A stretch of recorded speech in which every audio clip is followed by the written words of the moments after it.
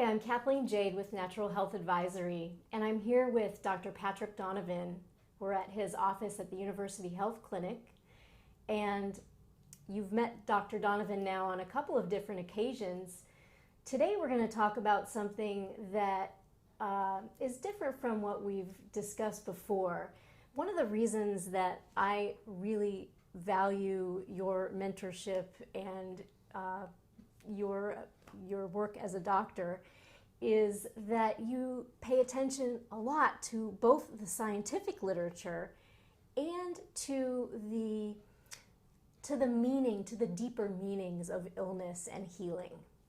And I love the way that you really pay attention to both and blend both. I try and do that too in my own practice. I really love the science. I love digging into the literature, but I also like to really get into why do we have illness, and why is it occurring, and what does healing mean, and what can it really bring to people's lives. So I was hoping that you could tell us a little bit about your thoughts on that, because I've heard you talk before and really appreciated some of your thoughts on healing and illness and what they mean. Thank you. Thank you for this opportunity. Mm-hmm. Well, I think the quickest way to bring the idea through on the benefits of illness is an example. Okay. So let's say, folks, that you just turn this video on and you're watching it, and the camera moves over to me, and I'm sitting here and I'm perspiring and I'm breathing really heavy, and I can hardly talk, and my heart's pounding like crazy, and I'm sort of grabbing my chest, and you'd be going, oh my God, this doctor is having a heart attack or some panic attack, Right. Now that the camera is on him. And I would look like at that moment that I was experiencing a period of illness. I would have a heartbeat that was tachycardic, 120, 140. I would be short of breath, not able to breathe very well. I'd be perspiring. My face would look like it was struggling with something uncomfortable. And in that moment, when you see that, you would think, we got to call 911, something's happening. Right.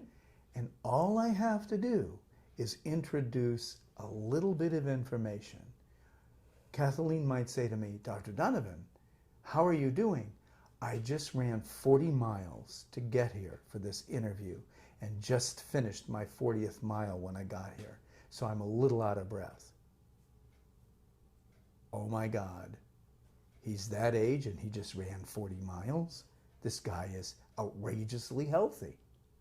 So a little bit of information changes the whole perception of what looked like illness. Uh-huh. Okay? So a lot of people who come in to see me have symptom picture of illness in that time frame. So if we take time as a linear experience, which it is here in this third dimensional world, then in that moment that I see them, they are experiencing symptoms which are suggestive of an illness. It could be lupus, it could be rheumatoid arthritis, it could be MS, it could be anything. But if we had the ability to stand back and see the greater timeline for this patient, we might see that what they're going through is only a momentary transformational or transitional state. Like my tachycardia, shortness of breath, perspiration, etc., was just a transitional state from running 40 miles to resting. And you caught me in that transition. We begin, if we can step back to see the more total picture for the patient, total picture meaning their life story, we may begin to see that this is a transitional event for them. And that within that transitional event is a lesson, something that needs to be done, something that needs to be changed. One of my quotes from my book, The Face of Consciousness, I said, every healing requires a death of some kind. And folks, dying ain't easy. It ain't ever easy. Dying can mean, your house burns down and you have to now buy a new home. Dying might mean the loss of a marriage, the loss of a partner, the loss of a child. There are many ways in which we die. Yeah. We change from one state to a new state. Mm-hmm. And every time we change from one state to a new state, something has to be lost so that something new can be gained. Mm-hmm. And that loss is never easy. Right. Never. So what is it in this illness episode or this illness story or this illness presentation that the patient brings to me? What is it that needs to die? What needs to be let go? And what new thing needs to be adopted, taken on, so that this transition can complete itself into healthiness, mm-hmm. into healing again? Mm-hmm. And so those are one of the first questions I think about when I'm sitting with a patient. Okay. What needs to die? What needs to be born in this process? How do we discover that? Well, we have to understand the story. What is this patient's story? Hence, in medicine, all good practitioners, the first thing you have to do is take a health and physical. So you have to sit down and you have to listen to the story. What's the story? Well, I want to know the life story of this patient. Not just the symptom story. Mm-hmm. What's the life story? What was growing up with mom and dad like? Where were they traumatized? Where were they injured psycho-emotionally, physiologically in their life? Because every time we're traumatized, we then make a story up about the trauma. And the story we make up is commonly not a real story. It's a half-true story. One of the stories I tell is I tell it in my latest book, 40 Years of Sacred Space, about a woman I had who had fibromyalgia, chronic fatigue, etc. And in learning her life story, she remembered an event when she was ironing clothes with her mom. She was about 5 or 6 years old, and mom was teaching her how to iron clothes. Mm-hmm. And she was ironing the clothes, and her mom said, okay, now you wait a minute. I'm going to be right back. I have to go to the bathroom. And she thought she'd help her mom and took her mom's best blouse out, put the iron on it, and was just holding the iron on it and burned this, everybody knows that iron mark. Mm-hmm. Burned an iron mark in her mom's white blouse. Her mom comes back and is irate. You ruined my best blouse. Isn't there anything you can do right? I leave you alone for a minute. You can't do anything right. You ruined my best blouse. Well, this little girl of 6 years old doesn't have the capacity to think, oh God, that's mom just getting PO'd at me, okay? Yeah. And she'll calm down. A little 6-year-old girl, this is her world, her mother. And her world, her greatest proponent says to her, you can't do anything right. So now the child takes this event and a voice starts, I can't do anything right. So now the life is lived with a repetitive story starting to be built into the consciousness, and once it's built into our consciousness, it's permeating our cellular structure. It's from the energetics to the actual cellular structure. It gets permeated with the story, I can't do anything right. Mm-hmm. And so eventually the story becomes a self-fulfilling prophecy through the illness. She gets fibromyalgia and chronic fatigue. She can't do anything because of this. She had to quit work. Why? Because she's afraid if she continues to work, she'll be found out that she can't do anything right, so better not to do it. Mm-hmm. Or she's going to be found out, like her mom, found out that she can't do anything right. And this is the story. Now, underneath all illness is what I call the illness story, the half-truth story from some trauma. Yeah. And getting in there, looking at the life story to find out. With her, the thing that led me to asking her about her mother was she said twice to me in taking her history, well, if I can't do it, it'll just iron itself out. Or, I've been trying to iron these things out in my life. Iron? Well, haven't heard that expression. She used it twice. There's a reason. There's an unconscious statement happening here. Mm-hmm. And when I started to ask her about it and explore it, wham, she had this memory, and we went right to the trauma of the ironing. So we tell this disease story through our symptoms, and we tell it through our language, we tell it through our body language. And when we can find the story and find out how it's dysfunctional for the patient, then we can go back and find out how we can tweak that story. What do we need to do to tweak that story to a healthy story? You see? Sometimes that requires this, I think she was in her early 40s, this person to go back and find her mom and say, Mom, remember when? This has stuck with me. Do you really feel that way about, oh my God, no, I was just angry. And you have to then find the true story in it. Right. And then you have to adopt the true story.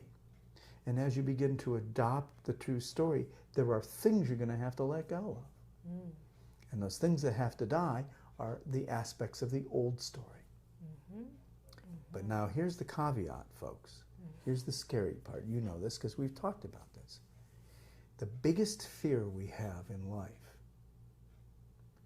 is the fear of our own power, the fear of our own light. So we have two primary fears.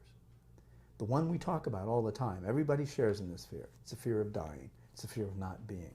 Oh, I don't want to get on a plane, I'm going to die. I hope I don't get the flu, whatever. We talk about that. Right. But the fear we don't talk about is the one where we say, I'm afraid to be responsible, because if I'm responsible, I might screw up. So I'm going to choose not to be responsible, or find a situation that'll make me not responsible so I don't have to be responsible for not being responsible. Right. Because when we rise up to our own power, when we come into our own light, our own strength, we come into our own sovereignty. And when we come into sovereignty, we come into responsibility and accountability for our actions fully. So we can't, that's where the buck stops. We can't blame everybody else. Well, Right. my mom yelled at me at the ironing board. No, that's over now. Okay. Right. That's over. Right. You have no excuse now. Okay. Right. You made up a story. You were a little girl. You made up a story. Now it's time to let that go. So this is a great fear, and I find it's the fear that underlies most of the illness stories for folks. The illness actually works for them in a very strange and twisted way. It keeps them safe from having to be accountable and responsible for their own power and their own life. Often, not all the time, folks. Right. But, we're talking in generalities here. Yeah. And one of the questions I ask patients is, how is this illness working for you? Oh, interesting question. Yeah. A good example is a woman with MS, and this is where I first started to really learn the story, and we're going back some 20 years. Had a patient with MS, and her and her husband were in this semi-functional marriage, and he wouldn't come home till 8 or 9 o'clock at night every night. And she would come in and she would complain to me, he's never at home. I'm eating dinner alone. It's like I'm not even married. And she said, we don't have a working marriage anymore. I don't think he loves me, but I don't want to let him go. I don't want to get a divorce. I don't know what I'm going to do financially. I'll have to stand on my own 2 feet and all of this. And he makes good money and this is okay. I'm happy with the house. So I'm adjusting. Well, she got MS. And when she got MS, he started coming home and taking care of her. He started coming home and making dinner and having dinner with her every night. His guilt, whatever, maybe his love, drove him to be there for her. And it was working. He was home, he was having dinner, he was taking care of her, they were together. Yeah. Now, do you think, folks, that she's going to be willing to give up MS? Because if she didn't have the MS, he wouldn't be home. She'd have to be looking at a divorce, which she didn't want to do. Now she doesn't have to do divorce. Now she's got what she wants. So sometimes our illness works for us. And when it's working for us, it's hard for us to give it up. Yeah. So there's a different twist on the story. And she was unwilling to stand up for herself in the world, you see. She used that terminology with me. Well, now she can't stand up for herself. So, Right. I mean, you look at these ironies. Yeah. And when we're looking for messages in our illness or anything in life, one of the things my partner and I just talked about this last night, the universe has 3 ways of talking to us. God, whatever your belief system is. 1 is in irony, 2 is with synchronicity, and 3 is with repetitiveness. You know, when somebody tells you something for the 5th time or you've heard it for the 8th time that day, somebody's trying to tell you something. Right. Or when you pick up a book and you go, oh, I'm not going to read this book today. And then, you know, 2 hours later somebody says, I just read a great book. It was that book. And then, I don't know, you turn on TV and it's an advertisement for that book. That's synchronicity. You darn well better pick up that book and start reading it, because there's a message there for you. So the universe talks to us like this a lot.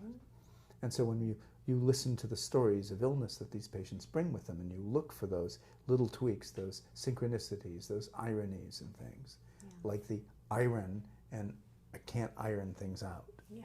You know, so Fascinating. interesting little twists, and there sometimes lies some of the key. I think one of the things that I want to make sure that our viewers don't take away from this is that what you're saying is that illness is all in their head. And I know that's not what you're saying, but I just I wanna often make get sure accused. that our I often viewers- get accused of that, in all honesty. And no, that's not what I'm saying at all. All I'm saying is that illness is illness.